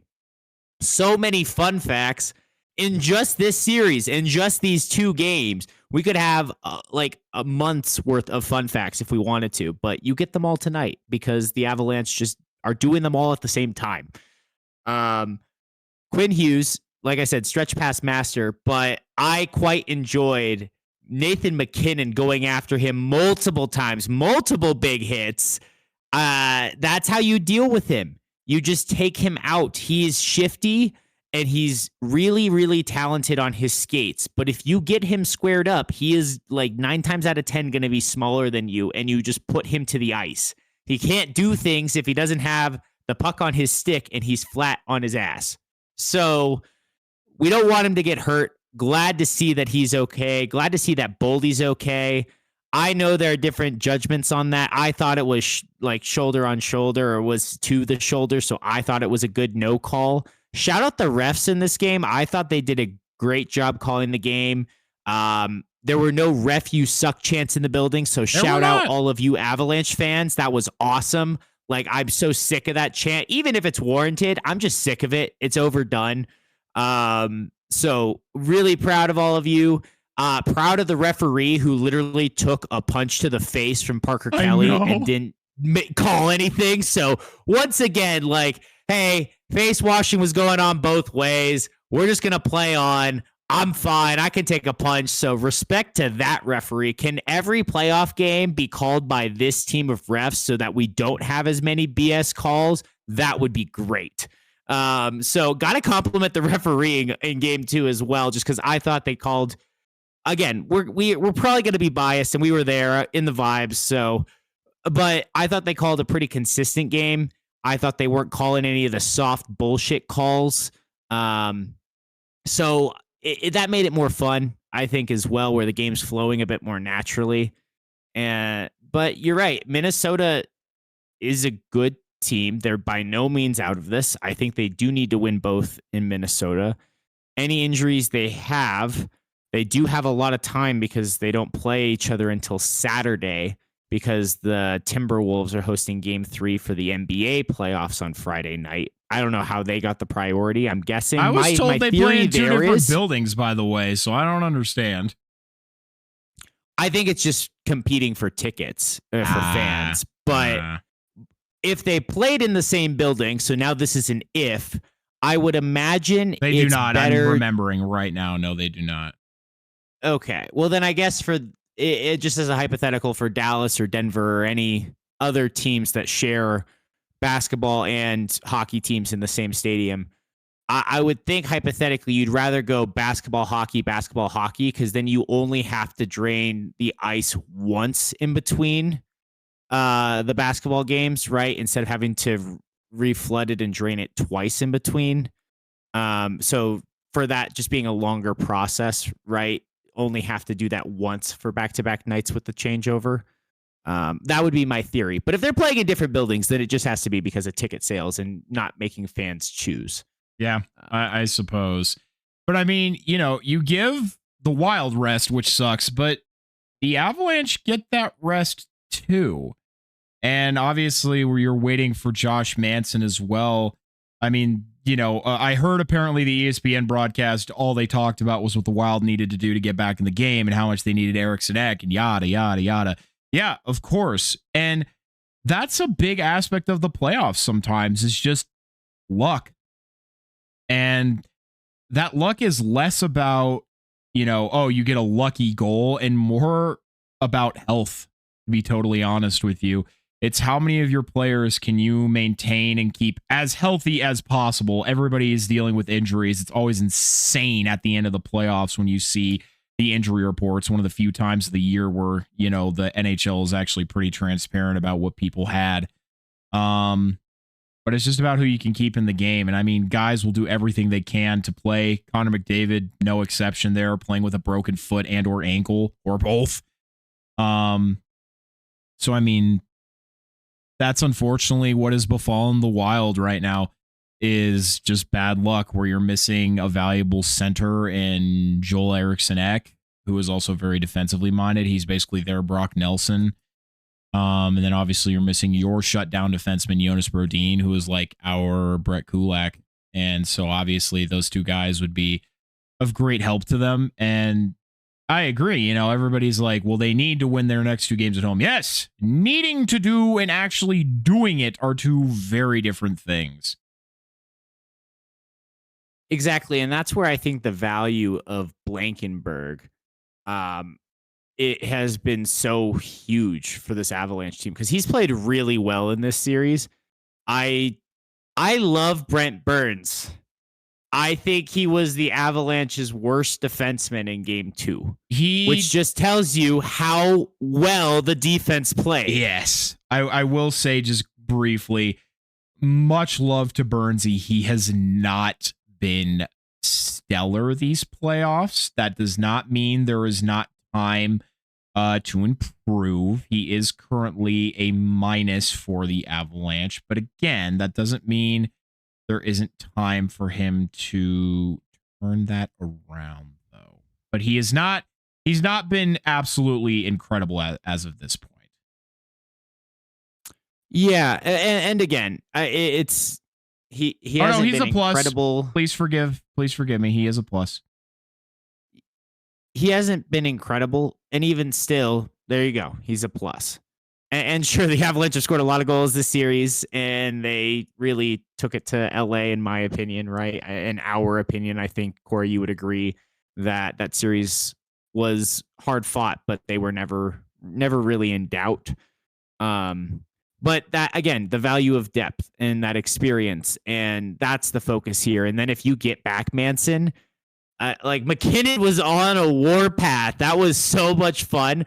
I remember talking about that, noting that in my head, seeing it on THG's stream where They about balanced the Wild in hits in that game. It was almost even. And that's what I love to see because the Wild were hitting a bunch in that first round series against Dallas. So that was the one question I had if the Avalanche were going to meet or exceed that intensity. They certainly did. Landeskog was in there mucking it up with guys. He also got that goal in front on the power play. That was awesome. But back to the injuries thing as well. I just remember seeing Boston's injury report. Zadorov tore his MCL off the bone in game 3 and played out the series. Hockey players are warriors and they're all going through something. Arvidsson had a punctured lung. So this is like, Boston was an easy list where I just saw it all in one article and it came to mind because these all come out once a team is eliminated. But the point is, you're right, Corey. It is a bit about luck and it's just about battling through injuries and who can have the puck luck or just be able to endure those injuries, not have the most severe injuries where even if it sounds severe much. And that's why part of why it's the hardest trophy to win in sports. It's as much about survive and advance as it is about being the most talented roster. Yeah. Yeah, I think that's a good way to put it. But I will actually go ahead and shift off of the Avalanche here and move on to our other series, just so we don't end up putting ourselves behind, because we do still have a couple more things to talk about apart from the other series. So let's move on to the Carolina Hurricanes and the Philadelphia Flyers. Hurricane Katrina! More like Hurricane Tortilla. This may be a bit of a niche reference here, but in one of the older X-Men movies, Juggernaut is chasing Kitty Pryde through a facility. He shouts, "I'm the Juggernaut, bitch!" before absolutely barreling through walls, smashing through wall after wall after wall. Solid concrete like it's nothing. That was the Flyers in round 1. Absolutely empowered by the momentum and pride of taking down their biggest rival. But eventually, Kitty tricks Juggernaut into running into a power nullifying room where he slams himself into a wall and knocks himself unconscious. Carolina is the wall in this situation. Philly came into this series running through concrete, and now they have entered the power nullifying room known as Raleigh, North Carolina. In Game 1, Carolina looked in full control the entire time. The fact that the Flyers got any shots on goal is a feat in and of itself. But to say Carolina locked it down is quite the understatement. I don't think Philly's completely out of it, though, but after Game 2, I am worried. I have faith because they finally scored 2 quick ones and caused Carolina to trail for the first time in all of the playoffs, but Carolina carefully chipped away and got the game to OT, where at the start they were in control once again until Philly wrestled it back. Philly pounded away at the net for a majority of overtime, and it seems that they may go back home with the series lead or at least to a second overtime. Problem was, they just couldn't beat Freddie Anderson. The Flyers were throwing everything in the kitchen sink his way. Some seriously creative plays were landing on his doorstep, and the Flyers simply couldn't put it away. And just like how it had been for the rest of the game, patience paid off for the Canes, and they eventually got the winner past Dan Vladar, who had also played very well. Philly does not stand a strong chance in this series. Carolina right now just looks like they are in a different class, having won their first 6 games. But Philly fans know how to make opposing teams feel welcome. Yeah, nothing more welcoming than Gritty staring at you. He's terrifying. I love him. What a statement. He's terrifying. I love him. It's that type of person who just goes to bed watching The Conjuring type of vibe. Ew. It's a scary movie. I love it. I'm going to go to sleep to this. That's my mom. But Carolina does. I've been saying it. They're still slept on. Somehow people aren't talking about them. These Carolina and Colorado are on a collision course. Both teams have won 6 straight games to start the playoffs and are 10 away from a cup. Now they both can't win it, so one of them's not going to get all 10 of those, but feeling really good about my pick, Jonas Donskoy's pick, my sister's pick to have that be the cup final because they do just look better. Like even in the games where their opponent is competitive, they find a way. And in that second game, Philly led, but Carolina at home just found a way, battled back, and eventually got there. I mean, maybe it's because it's the Hurricanes, but they weathered the storm. So, make fun of that pun. And they do that. They can settle in, play their defensive game, take as long as it needs. It's the type of team that's like, all right, you want to go 3 overtimes? Let's go. We'll play with you. We'll lock it down. We'll get there eventually. We'll wait for you to make the mistake. And that's incredibly tough to play against. I loved seeing Philly play better in this second game. I really thought that they were going to get the win in overtime. There were large stretches that felt that way. Pretty sure they had a power play in overtime too with a solid opportunity there. And that's similar to Ottawa though. You got to convert on that chance. You got to make it happen and end it. The longer you let Carolina stay in a game, the more likely they're going to win it, I think, no matter who your goaltender is. So great to see Dan Vladar have a better game in the second one and Philly's defense as a whole. Definitely do think Philly's going to take at least one of these games at home, but man, Carolina, I think overall, other than that concussion for Nikishin, they're also pretty healthy too, and that's going to just make it all the more difficult for the Flyers. 100%. Here, and we don't have to perseverate on this next comment for too long because I think it's one of those things where I'm going to put it out there and then we'll just wait and see. Is for Carolina, they have ran this same system for years. It's an effective system. We've seen it work until it doesn't. And eventually the mojo and the style of it runs out. It hits a wall. It always finds its end, whether that's because Freddie Anderson finally comes down off of the high of the first couple rounds, or, he gets injured and Pyotr Korchekov has to go in, or in this case, it would be Brandon Bussy. But eventually it just stops working. And so that's where I'm always wondering with Carolina is, when does it stop working? Does it stop once again in the Eastern Conference Final? Obviously, it's not going to be sooner this year because their path to the Eastern Conference Final is respectfully easier than I think other teams' path to it is. And I mean, that was what they got for placing first in their conference and division. That's their reward for that. But that's my biggest question is, when does it run out? But I think I mean it rhetorically too, but if you have something you want to say, go for it. I think it's good to leave that question open-ended.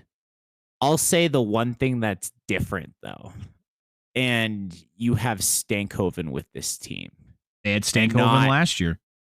But it's the same thing we talked about with the Avs trade deadline last year. You have a whole year of building chemistry, and that line as a whole line, not just him, but that line has been lights out. Possibly the best line of the playoffs with how much Tampa shut down Montreal's top line. We don't have the statistics, but I would say that made a difference for the Avalanche. We've seen it, and I think it's making a difference for Carolina. I also think there's just not a team who can get them out of their game left in the playoffs. Like maybe on the Eastern Buffalo side, can, or on the Eastern side playoffs. Sorry, yes, on the Eastern side, I don't think there's a team. I said it before, but I think that's why they get over the hump. There's not a Florida who's just going to beat them up and make them have to play a different game. Against Montreal, against Buffalo, I don't think they're going to be forced to adapt their game significantly, and they'll still be able to play that style. I think that's part of why it runs out, is being forced to adapt to their opponent's style a bit aggressively. And Florida, Tampa, they just both play with that hard-nosed style, but still have the top-end scoring talent, so it's kind of like pick your poison. With each of Montreal and Buffalo, I don't think they have as much of a pick your poison as they have one thing they're good at. So that allows Carolina to also focus on the thing they're good at. And statistically, I mean, in the regular season, they were just better this year. So again, we'll wait and see. I think it's a good question to put out there because evidence does say the Eastern Conference Final is going to be that massive hurdle for them that they'll have to get over. But we've also seen a lot of hurdles conquered already this year. I mean, no Corey Perry in the final, right? No team from Florida. So maybe it's just a year of destiny. Anaheim gets a win, right? Edmonton bounced early. Minnesota won a round. It feels like a good year for something like that where teams are going to get past their demons. Yeah, it's really anybody's game this year. That's why I think these playoffs have been the most watched in recent history. Actually, I think all time. So, I mean, well-deserved there. But let's move on to our next series. The Las Vegas Golden Knights versus the Anaheim Ducks. The first game was annoying, to say the least. It was truly shocking to see the dynamic Anaheim offense completely shut down at both 5-on-5 and their power play that went 0 on the night. And let me tell you, that has not gotten better in game 2 here against Vegas, where the power play still hasn't been able to fucking score. And mind you, that power play was operating at 50% against Edmonton. You would have thought that they would have been able to do something. That being said, on the flip side, Anaheim's defense has improved exponentially over their first round series, versus the Oilers. Both the players in front of Lukasz Dostal and Lukasz Dostal himself did an excellent job to keep themselves in the game when Vegas took an early lead. They held them to just 1 goal to give themselves every opportunity to tie the game. The best part was, despite missed opportunities earlier, a la Jackson Lacombe not shooting into a wide open net, the Ducks managed to tie it with around 5 minutes remaining. If they could maintain that good defense, they could push the game to OT and give themselves a great chance to win, except they let Vegas come down the ice and immediately break the tie to retake the lead. With the fact that it took them that long to break it the first time, there was not a lot of hope that the Quacks could get it done here. They couldn't. They also managed to make Carter Hart, who has not had a great playoffs, look good. That is no bueno. But I don't think Game 1 is going to tell the whole story of this series. Lukasz Dostal looked excellent, and even he keep that up, the Ducks, which he has tonight, have a chance every night. The Ducks also lost Game 1 to the Oilers before winning the next 3, so I still have faith in their ability to win. Apparently, so does everyone else, as more people in polls have picked the Ducks over the Knights. I do think it's less that they believe the Ducks can and will win, and more that they just really don't want to see Vegas win. Had to do the duck sound there. Sorry. Valid. Couldn't help myself. Yeah, I'm promise I'm not going to crash out on this game, but it was such a Vegas, like quintessential Vegas game where they're getting outshot and they're leading and just playing turtle defense. And then the game finally gets tied and then they score again on a debatable play. I mean, Quenneville was losing his mind on the bench. I think that probably should have been an icing leading up to the goal. And Anaheim fans have every reason to be upset. I was upset. Again, I'm not going to crash out tonight, I promise.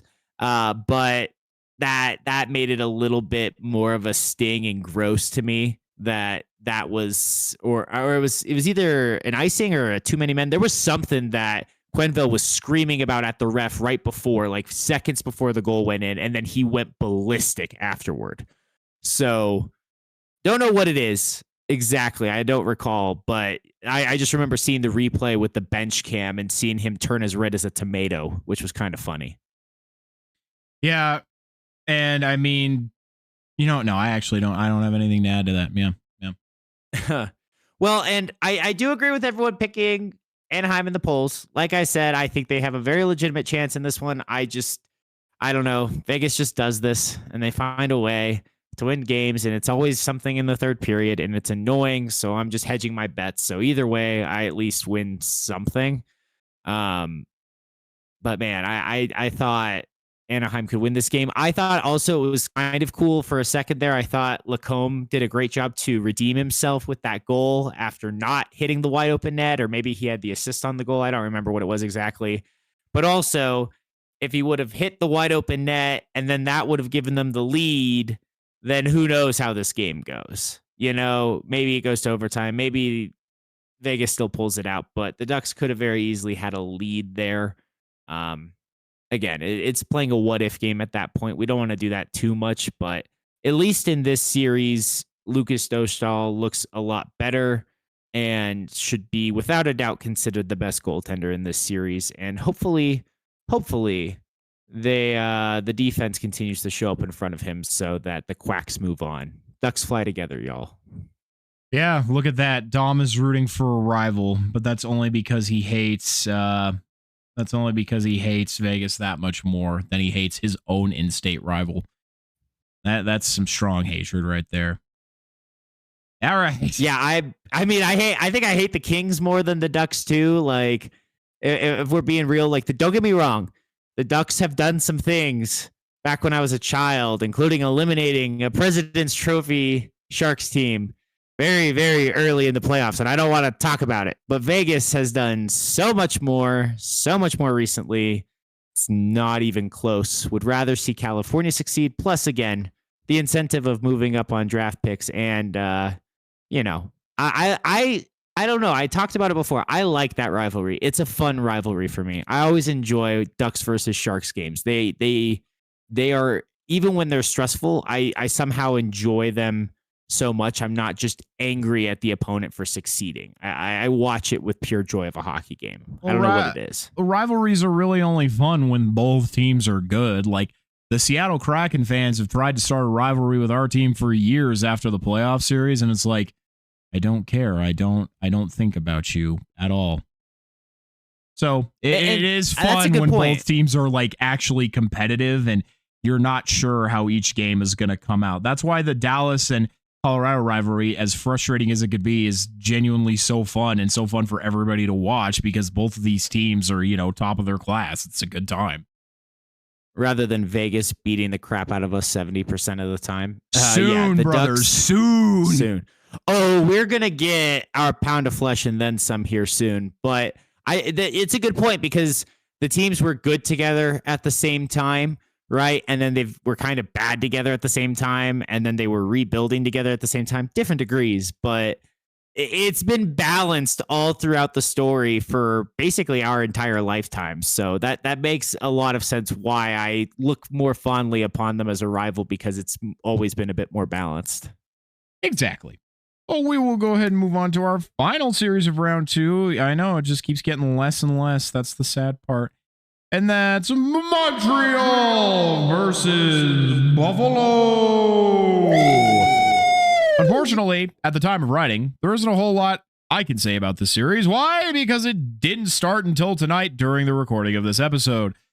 What I can say is I once again picked Tampa to go beyond round one, even though my heart said the Montreal Canadiens, and I should have trusted that feeling. But it leads me to wanting to share an anecdote. First, I picked Tampa Bay because they had great personnel, an incredibly talented team, an elite top six, Vezina-nominated goaltender, deep team that can generate scoring from any line, great PK, and a power play that can perform. But I also picked them for their experience. They have been there and they've done that. They know what it takes to go all the way to win it all. Even when pushed to the brink, they know how to win. They also didn't have to go through Florida, so it seemed wide open for them. Then they lost to a significantly younger Montreal team with minimal experience across their youth and rookies. Yes, they do have a few players a part of their miracle run that lost to Tampa in 2020. But they also have a rookie goaltender, nowhere near the experience Tampa had or has, to say the least. Montreal won anyway, which leads me to my story. I was in a sports card shop and loudly proclaimed in regards to the Buffalo Sabres that they have had a good team for years, which was met with a scoff and a laugh from the owner, to which I had to backpedal and clarify that the Buffalo Sabres have had the ingredients to have a great team. It has simply never come together until now. I then said there was a great likelihood they came out of the East, to which the owner replied that they don't have the experience. I don't feel like I'm wrong. After all, look at the numerous talented players who have left Buffalo to go on and win a Stanley Cup. Ryan O'Reilly, Sam Reinhart twice, Jack Eichel, and Kyle Opozo, just to name a few. Buffalo has always drafted well and had a talented roster. They just couldn't create a complete puzzle out of all of the pieces until they removed the extra unnecessary piece in Kevin Adams, and it all came together. But speaking on experience, it is a factor, yes, and it is certainly assisting teams like the Avalanche and the Golden Knights. But that is only one ingredient in the soup. But experience can only account for so much. Look at Philly beating Pittsburgh when people said, myself included, that experience alone would win Pittsburgh the series. Boston certainly has plenty of experience. They've barely missed the playoffs in the last 20 years. Edmonton has some of the most experience in the last 5 years. Didn't matter much against a Duck team that hasn't made the playoffs in 9 years. Not least of all, did experience make a difference for Tampa against Montreal. Montreal fought incredibly hard and got creative and used their youth to take down Tampa. I wish I would have said this last part out loud when I was in the shop, but I got nervous. But shout out to Mike's Sports Cards off of Parker Road. I didn't take any of it personally, and Mike is an absolutely excellent dude. We were just talking hockey, and they've always been very nice and good to me. If you're into collecting sports cards or want to get into it, go check them out. They are not sponsoring me. I'm just shouting them out. They're the best I've found in Colorado. But with all that being said, Dom, and not much happening on the actual series front here, although we do kind of have a game one if we want to get into it, how do you predict this one will all come out? Well, yeah, that's cool about Mike's Sports Cards. I'm glad. I don't think you told me that detail when we were talking together, but I'll definitely have to check it out, as you've gotten me a bit hooked on the sports cards as well. Yeah, I mean, experience can only count for so much. I would counter the Tampa Bay experience comment with saying they have a lot of experience of going out in the first round, 4 straight years to be exact. Florida or no Florida. That's, Kucherov has a lot of experience of disappearing in the first round. With all he does in the regular season, all the crap Hellebuck gets, you don't hear the same thing for Kucherov, and yet he's arguably much worse of an extreme switch from what he does in the regular season to what he does in the playoffs. And, that's why we love the playoffs. The unknown happens. You never know going in. We all think one thing, and then something different happens. And we all make our predictions, and unless you're Jonas Donskoy, we get some wrong, all of us, and we're right about it in some places, and you use the same logic in one place, and then maybe you use a different logic in the other, and both logics have value. And if you just picked the games differently, if you said, I'm going to go with the youth in this series and the experience in that one, then it works out for you. I do think Buffalo has experience too. I mean, they have Byram. They have players who went to 4 nations in the Olympics, right? I'm thinking Tage Thompson on the had the skill moments. They have it. You're right. It just hasn't all come together. Maybe they don't have all of the players have that experience. They haven't been there a bunch. But similarly, we talked about it with Edmonton and with Florida, that eventually the mileage from playing so much playoff hockey, it's got to get to you eventually at some point. You can't keep going forever. You're going to break down. So there's always a balance that has to be struck between that experience and that youth and that energy and just health of being younger, right? And the NHL is getting younger and younger every year, where these top end talent players are better and better and more electric and exciting. And so that's also going to make it harder as pros who are more experienced to keep it up and keep competitive. It's going to increase the challenge in that way. So as fans, when we're picking playoff games, maybe we have to reevaluate the value we place on experience when a lot of these kids are maturing earlier and playing very competitive, high-level hockey at a younger age. So I think that's an element of it too.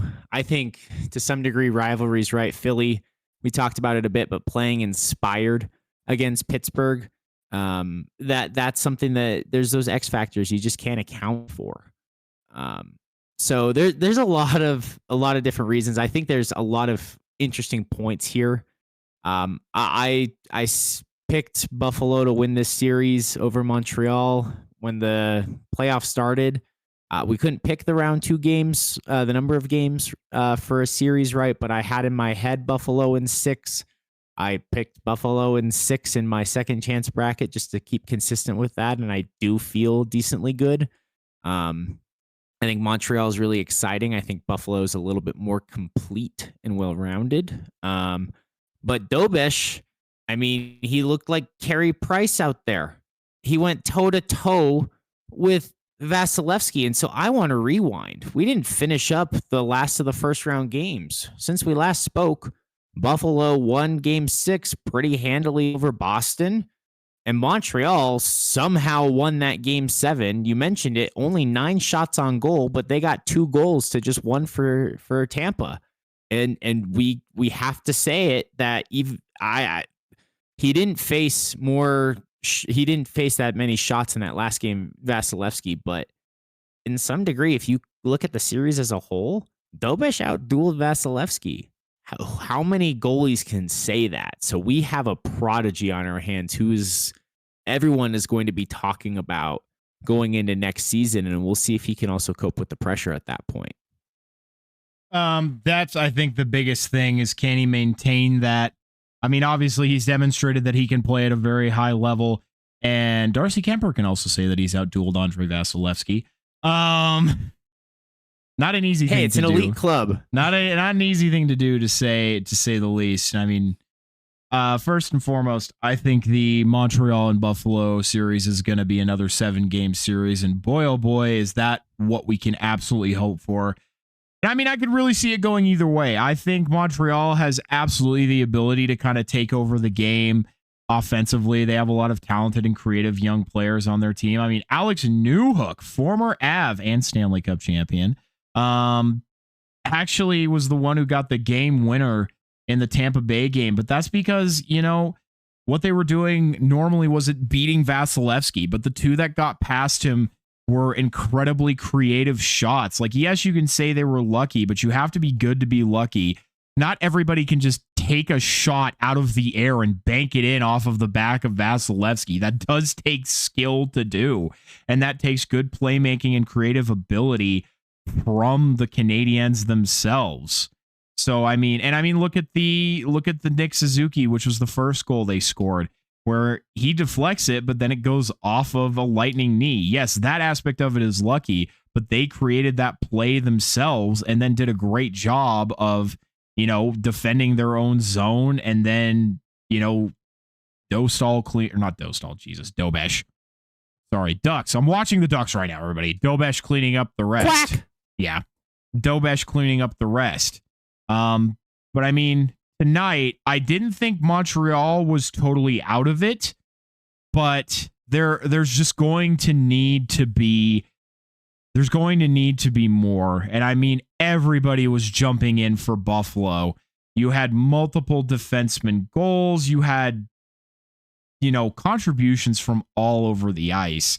And of course, Alex Lyon himself has done a great job of locking it down. So it is very important that, Montreal also needs those same contributions, which they've gotten, but now is when they need their top guys to step up, which, with all due respect, they haven't been doing enough yet. But that's why the playoffs are long, and you always have another opportunity to do it. But I think if Montreal wants to succeed in this series, they're going to need to match that same energy from the Sabres side of things. Very well said. And you gave me a couple thoughts there, or brought me back to some other points I had in my mind to mention. And yeah, the star players got shut down versus Tampa. Tampa really did that. The other thing Tampa did is they made Montreal look awful at 5-on-5. And I think the one thing Buffalo had going for them in their series was their 5-on-5 play. We know their power play has been underperforming, and they just ran into a brick wall in Swayman, right? So let's see if Dobesh can be another brick wall that they run into. But I think for me, that's one of the tiebreakers, or why I give Buffalo that as the tiebreaker is the 5-on-5 play, because I definitely think Montreal, as with the prior series, you put them on the power play and you just can't put them on the power play. You cannot give them an extra man, because then their shooting power comes out to shine and you can't stop it. They're creative, like you said. The fact that they intentionally shot pucks off of Tampa Bay defensemen in front. They weren't even, you look at the replays from some of those closer camera angles from the net camera angle, right? You see them, their eyes are looking, they are playing for a redirect play. because they know Vasilevsky's so good. They can't shoot it straight at him. They just went in with that notion that we're not even going to aim at him. We're going to aim at the guy in front of him and hope we get a bounce. So they kind of accepted the circumstances and showed a lot of respect to him in that way and adapted their game to play the pinball style. And so a lot of respect to them, like you said. But why? I think one of the X factors for Montreal and what they don't have to the same degree in this series is that passion of their fan base. And what I mean by that is the passion is still there. The Bell Center is going to be sold out, all red, not an opposing fan in the building. But Montreal and Buffalo are close. Maybe Buffalo can sneak some tickets, but Buffalo, like Montreal fans are insane. Buffalo fans are some of the most dedicated as well. If you look at it, there's a reason their tickets are the most expensive right now, and they have been showing out and have a reason to celebrate for the first time in 15 years. So I think that factor that Montreal had in game one, they had an advantage over Tampa Bay. Tampa Bay's been there, done that. They've crashed out in the first round 3 straight years prior to this one, now 4. Their best years are past. They did all those cups, right? I just don't think their fans are going to bring the same energy level as Montreal, whereas Buffalo's fans have and can continue to do that. And so I think that's part of something where they're going to not necessarily be neutralized. You're not going to neutralize those fans, but you're also going to have a tougher time in your opponent's building. When Montreal won 3 out of 4 games played in Tampa, I just don't think they can do that in Buffalo. That is a very bold statement to say that Montreal fans are less basically insane than Buffalo fans. Like, I know what you're saying, Dom. I know what you're saying. And the passion that the Buffalo fans have right now is at an all-time peak, obviously, for very good reason. But I do not know if I agree with that statement. I do think that, Buffalo has a lot of swagger behind them for the fact that this is their first playoff run in the last 15 years. They're already into the second round. That fact is not lost on me. But I will never challenge a Montreal fan to their level of fandom. But I'm gonna let you have that opinion, and I am not going to I'm not gonna go in on that one. And I'll say that the reason I picked Montreal, because again, I agree. I think the Buffalo Sabres very much could win this series. My mom does too. I picked Montreal because I like Montreal and I would like to see them win. No other reason beyond that. I put analytical brain aside. I just would like to see Montreal win. And it would be fun if either of these teams win. I can't pick a dog in this is a great series because I think both of them are great stories. It's a phenomenal series.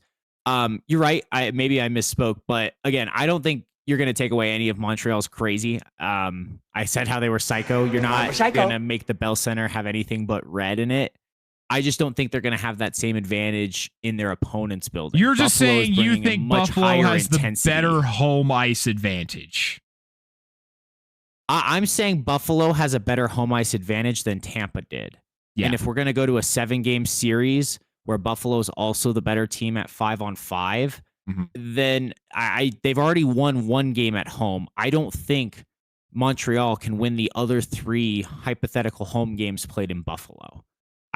That's the issues. I don't think Montreal can go 3 for 3 in the hypothetical remaining games in Buffalo. So that's the issue. Is I think, again, not I'm clarifying because you made a good point. Montreal fans are batshit. I'm not going to try to compete with them. I mean that in a lovely way, Montreal fans. You're batshit insane about your team like I am about my team, but there are a lot more of you than there are of me. As there should be it, right? As well, from an original 6 perspective. Oh, yeah.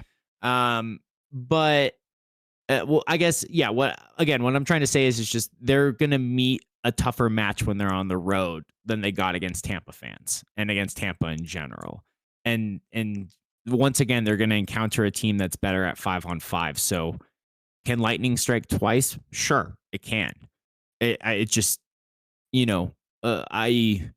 some of the edges are the reason the intangibles, again, not necessarily numbers, right? Hockey brain, just some of the X factor intangible hockey brain that I gave them an extra leg, or what I gave them against Tampa, I don't think is as much of a disparity over Buffalo.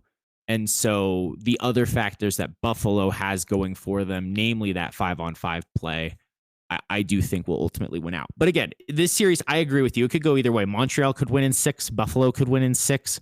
Could very easily go 7, at which point we just sit back, watch, and enjoy. We get another wonderful series. The Atlantic always shows up for us and makes it quite exciting in the playoffs. And then we'll see what happens for Carolina against whichever team comes out of that.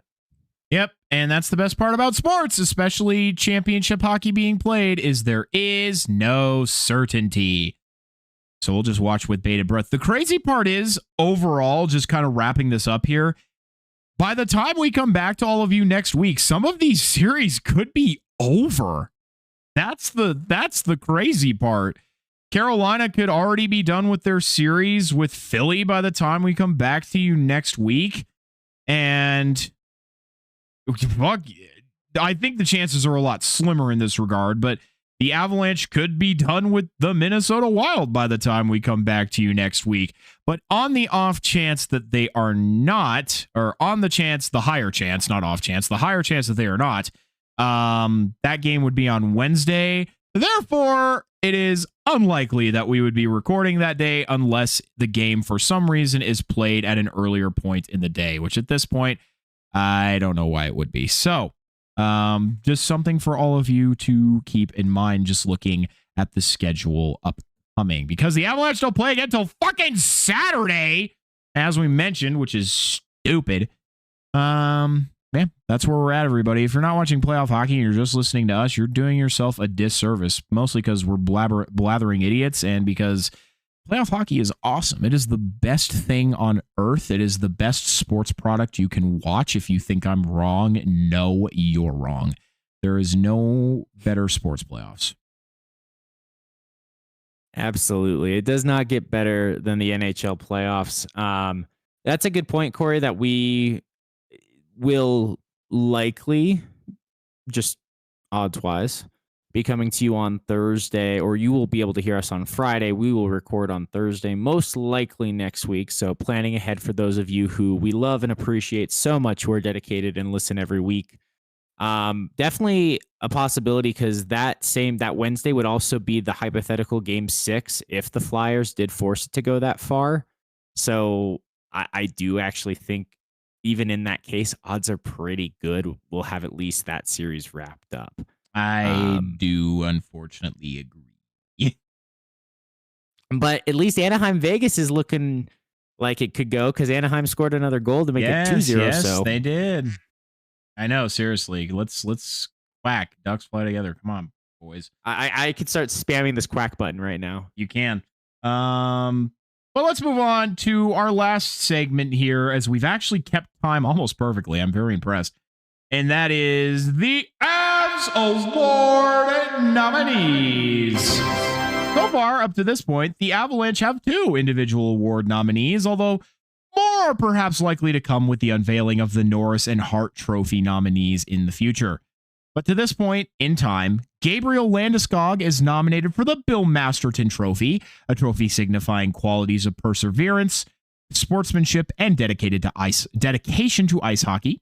It is often awarded to the player who goes through, or often awarded to players who go through significant hardships or challenges in their personal lives and still persevere and continue to play the game of hockey and often have a positive impact on their team and those around them. I don't know about you, but I certainly can't think of someone more deserving than Gabriel Landeskog. The other nominees are Jonathan Toews of the Winnipeg Jets and Rasmus Dahlin of the Buffalo Sabres, both of whom had hardships of their own worth reading about. But of course, I am biased and I think Gabe deserves it. Our other surprise nominee is the big cock himself, Big Cock Brock Nelson, being nominated for the Selke Trophy, the trophy awarded to the best defensive forward in the league. The other nominees are Anthony Cirelli of the Tampa Bay Lightning, who's been nominated before, and Nick Suzuki of the Montreal Canadiens, who's also been nominated before. While I will say it is unlikely Brock will win this award, as the consensus pick for the trophy is Nick Suzuki for a myriad of reasons, the fact that Brock not only got votes, but got enough to be recognized as a finalist is incredibly well earned and deserved. We spoke consistently on this show throughout the season about his defensive impact, and he has played no small part to both the incredible penalty kill the Avalanche have had this year, but to why Team USA on their penalty, or was perfect on their penalty kill at the Olympics.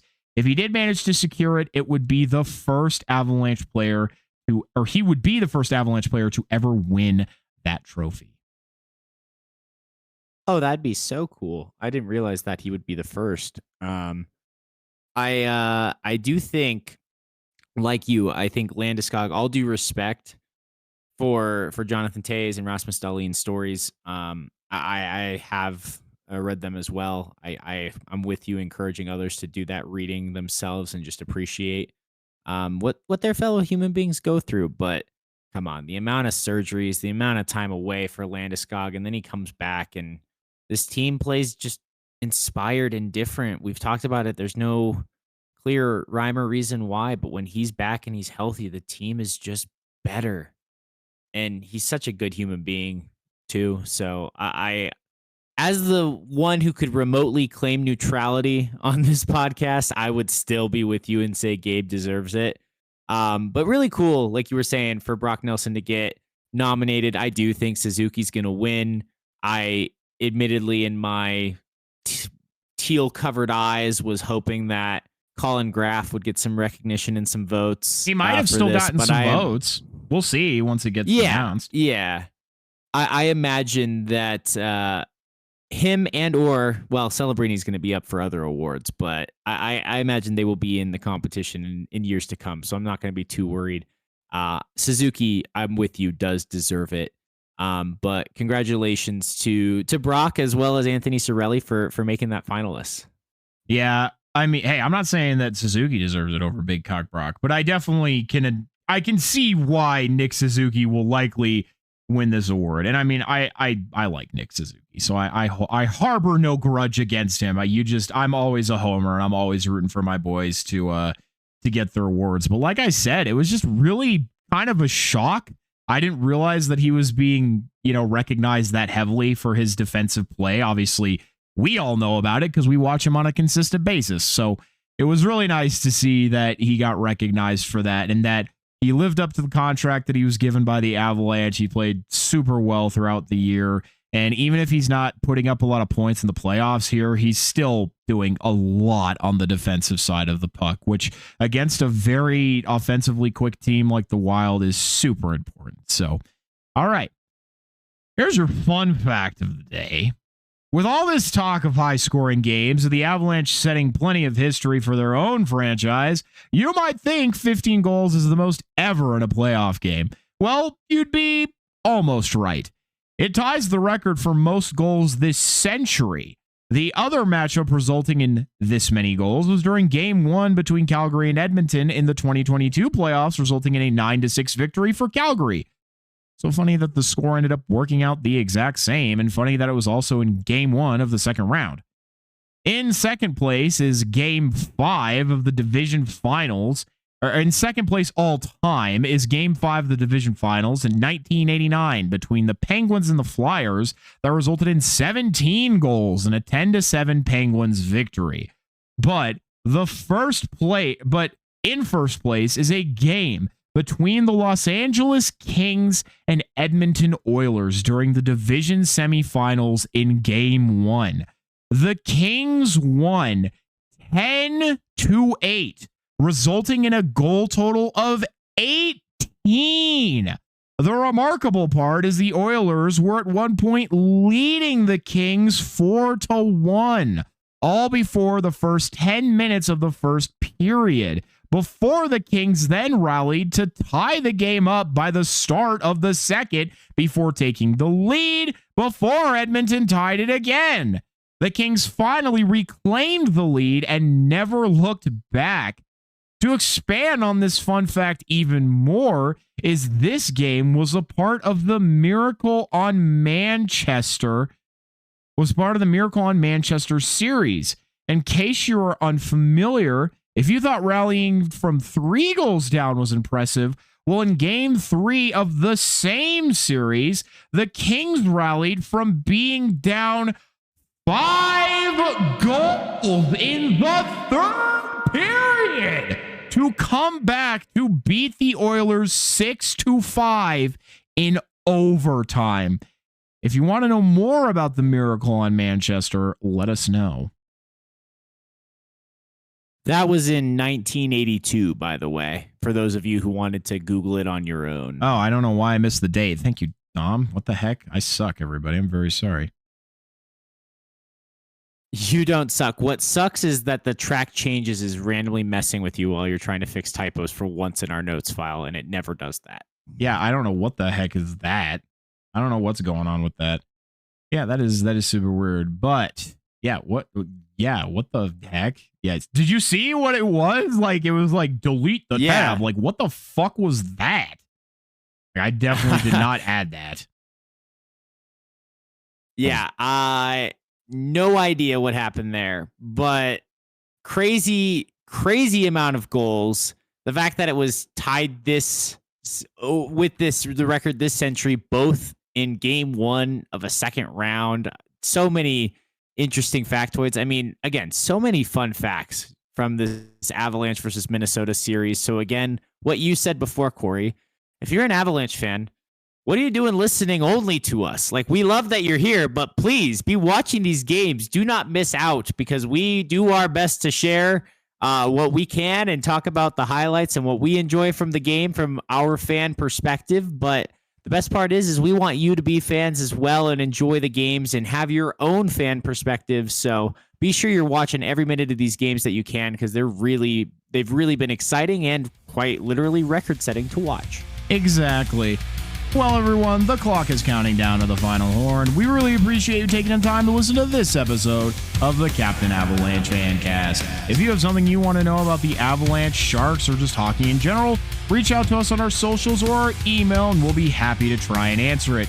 The best thing you can do if you like what we're doing here is to follow us on whatever platform you're using and to share this podcast everywhere you can with everyone you can. I'm Captain Avalanche Corey. And I'm Dom from the Tank. Check out our new episodes every week. Thanks, everyone.